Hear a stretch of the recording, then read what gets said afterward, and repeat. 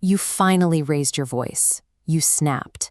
And in that exact, precise second, they pulled out their phone.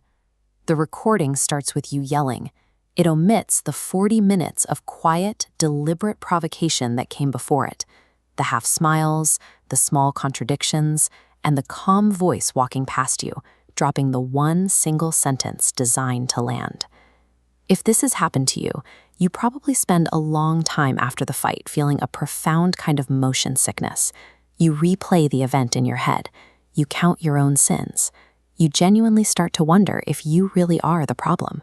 You remember being calm at the start. You remember being calm for most of it.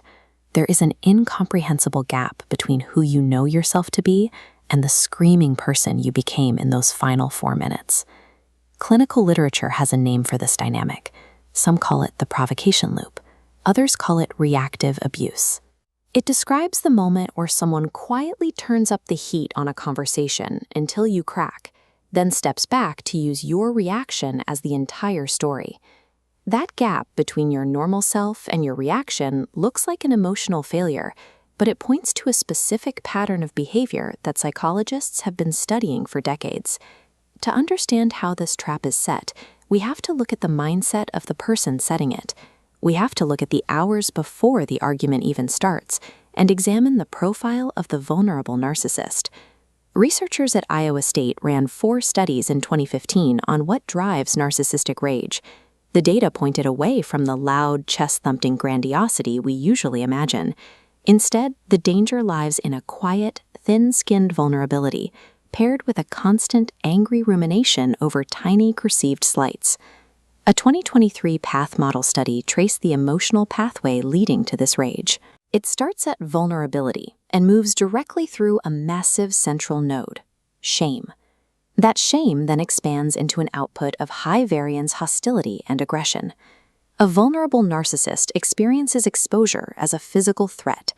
To discharge it, they must point at someone else and force them to carry the weight of being the bad person in the room. In this framework, the subject of the fight, the dishes, a text message, a late arrival, is irrelevant. The argument functions as a pressure valve, transferring the weight of their own shame onto your shoulders. Picture a normal Sunday evening. You have been a little quiet all day. The vulnerable narcissist's rumination engine interprets your quietness as profound disrespect, and they prepare for conflict before even walking into the room. This line shows the first, nearly invisible step of the escalation. They do not ask if something is wrong. They needle. A loud sigh, a small jab about how you used to be more affectionate, an unprompted reminder of a mistake you made last week. You answer calmly, but instead of resolving the issue, they hit you with an off-topic reframe. They take your rational defense and twist it into something ugly. Every time you try to de-escalate and lower the temperature, they tilt it back up by 1 click. They might deny a basic fact or reference a deep wound, ensuring the pressure keeps building. Eventually, you reach a climax. Your nervous system simply cannot process the constant contradictions. You break. Your voice rises, you swear, you explode, and in that exact second, they become eerily calm. They are not relieved, they are satisfied. The reaction they spent 40 minutes engineering has arrived. The chaotic blur of that argument followed a specific step-by-step logic designed to extract your reaction and secure their storyline. By the time you snap, they have everything they need. Once they have their clip of you yelling, they deploy the specific defensive script to manage the fallout. Psychologists call it DARVO. This typographic breakdown shows how the script operates. First, they deny that the original provocation ever happened. Second, they attack your credibility, telling everyone you are paranoid, emotional, and unstable. Finally, they execute the reversing of victim and offender. They claim they were the ones terrified by you the entire time. The arrows of blame physically flip back onto you. Studies out of the Freyd group show the effectiveness of this script.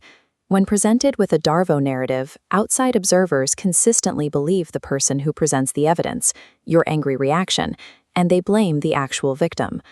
The most insidious effect happens internally. After prolonged exposure to this tactic, your own internal monologue starts to believe their narrative. The self-blame takes root deep inside your own mind. By the end of a DARVO sequence, the original event has been almost completely overwritten. It overwrites a truth for friends, the family group chat, and eventually even you. This pattern of invisible provocation, documented reaction, and DARVO reversal operates everywhere. Researchers have tracked it operating identically in corporate HR disputes and inside academic departments. But the data also reveals a critical vulnerability. When participants in these studies were educated about the DARVO script beforehand, its power collapsed. Naming the tactic weakens it. To disarm this, you start by refusing to treat the argument as a logical debate. Recognize that they are executing an emotional discharge. Refuse to be the target. Turn around and walk away. This minimalist log shows how to widen the record. The moment you leave the room, document the invisible staircase. Note the tiny jabs, the exact times, and the offhand comments. Do it so your own memory does not get overwritten. Then, break the silence. Name the loop out loud to one trusted person. The DARVO tactic requires an audience operating in the dark. The moment someone else knows the staircase exists, the trap loses its tension. The recording of you yelling is real. You did raise your voice, and you must own that reaction. But that 4-minute clip of your anger is only the final scene of a much longer film. You are looking at a version of your life that was maliciously edited to change who the